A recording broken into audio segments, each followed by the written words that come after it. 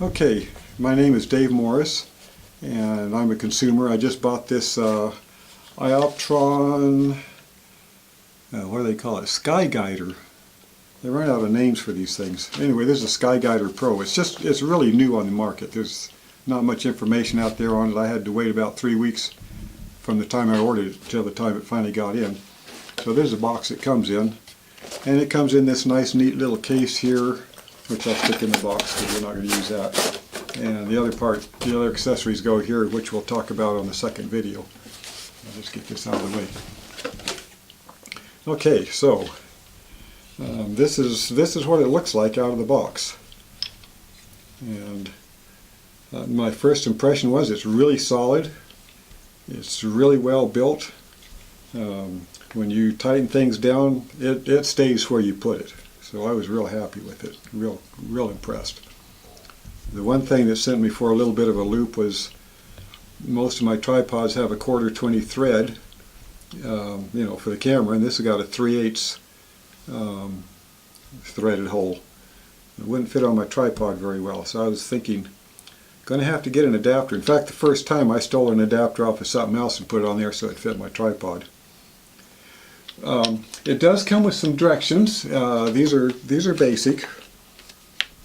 It tells you pretty much what you need to know, but there's about a 27-page set of directions that you can get on the internet, and it tells you a few other things that might have saved me some trouble. I never read the directions. I just start putting things together, and that can cause a few problems. So anyway, the first thing was it didn't have the 1/4 adapter. We'll get back to that later.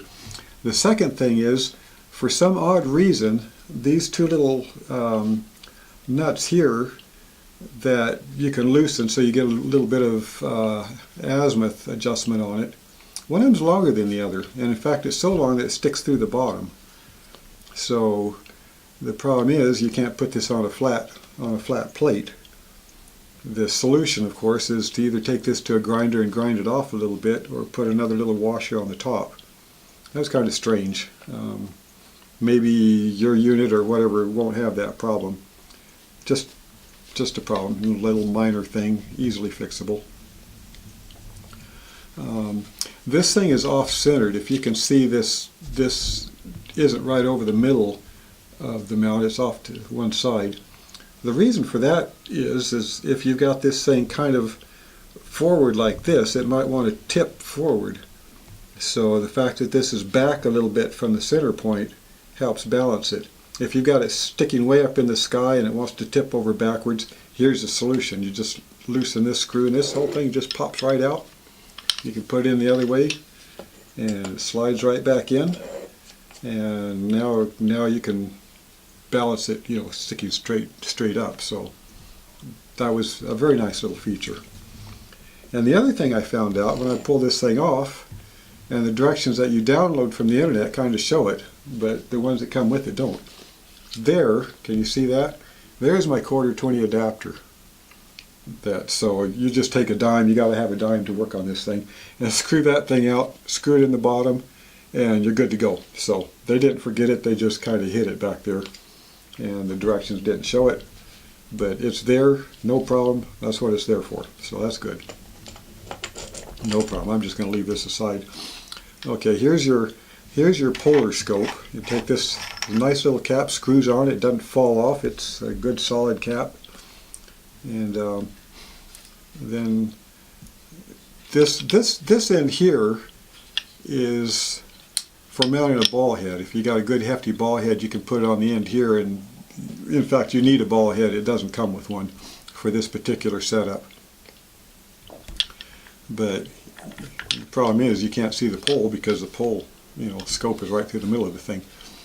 So you just take this screw here off, and this whole thing pops off, and then there's a little rubber plug. You pull that plug out, and now you can use your polar scope. No problem. That's the way it's designed. This here, you see it turning. This is a clutch. With this clutch loose, this thing just turns almost no resistance at all. Really good for balancing stuff. Tighten up that clutch, and that baby's tight. It doesn't move at all. So that's really good. I was impressed with that. The other thing that kind of sent me for a little bit of a scratch in my head was I turned it on. It's got a light that illuminates the polar scope, and there's a little reticle in there, and I can't show you the reticle because I'm not set up to do that, but the directions show you that pretty well. So anyway, I turned on the light and I looked through there. I put the plug on it so it'd be dark, and I looked through it and no reticle. I kind of scratched my head on that, and it says, now what's the matter? I got this brand new thing and I can't, the reticle's not working. So I was kind of wondering what to do about that. And then I took this off, looked through it, and I found that the reticle, the 12 o'clock position, was off to one side. So I loosened the clutch and rotated it until the 12 o'clock position was at the top, because the reticle rotates with this thing, with the arm and everything. And when I got the 12 o'clock position to the top, then the lights were visible. So there's a little hole in here, and it has to be lined up so the light can illuminate the reticle. So that was no problem either. It just took me a few minutes to figure it out. And I think possibly the downloadable directions might mention something about that. But anyway, if you get this thing and you look through there and you can't see any lights in it, just rotate that thing until the 12 o'clock position is up, and then it's all good. So no problem. It's not quite concentric. I don't know how to get that thing out to see if there's any way I can adjust it. It may not be a problem. It just didn't seem to be quite concentric, but that time will tell. So anyway, I think that pretty much covers this thing. I'm quite pleased with the build of it and all the little features it's got. And it has a rechargeable battery that's internal. I don't know when it goes how you're going to replace it, but it comes with a charging cord here, so you can plug it in and you can use it. You can use power and run it on power anyway. It has a guide scope. You can put a auto guider on it for right ascension, so it'll auto guide in that, which is a nice feature. And it also has a hand control, which I don't have. I've got it on order, but I don't have it. So I think that pretty much covers this. My basic comment of the whole thing is I'm quite impressed. I'm quite pleased with it. I think it's going to be a really nice unit. I have one of the earlier iOptron auto camera mount guider kind of a thing. It works very well, so I expect this is going to work good too. And the real magic comes when you start putting the other accessories on it, and we'll get to that in the second video. But nice unit, solidly built, nothing rattles, everything that you need is here, and yeah, I'm real pleased with it. I think it's going to be a really great unit.